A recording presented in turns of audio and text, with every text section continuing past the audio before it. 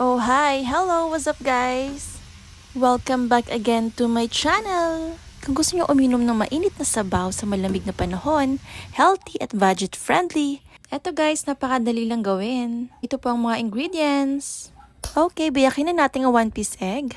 Nga pala guys, kung isa ka sa new viewer at di pa nakasubscribe, I can naman. Okay, bilisan ko na maghalo.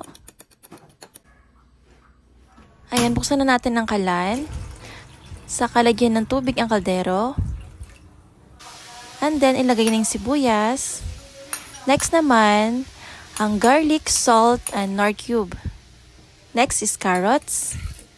O diba guys, sabay-sabay na ingredients. Next naman, isunod na nating spring onion. Next, kalahating lata ng 425 gram na cream-style corn. Or meron din po nabibili na frozen cream corn. Next naman, isunod natin tong turmeric powder. Ilagay na rin natin tong 1-piece egg na in-scrambled ko kanina. Pwede rin namang pong hintayin nyo kumulo yan before nyo ilagay yung egg. Saka halu-haluin. Lagyan natin ng ground black pepper. Tsaka halu-haluin. Lutuin lang po natin guys sa low to medium fire. And then, isunod na natin tong cornstarch na tinunaw ko sa 1/3 cup na water. Makakatulong kasi to guys para medyo lumapot ang ating egg corn soup. O ayan guys, konting kembot na lang, paluto na. O diba, napakadali lang gawin.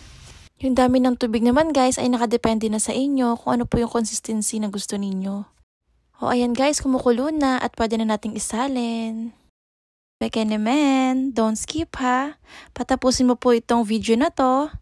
Nilagay ko po sa last video ang behind the scene kung paano ko po ito blinag habang niluluto.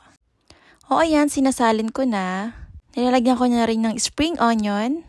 At ayan na, pwede nang kumain, ready to serve.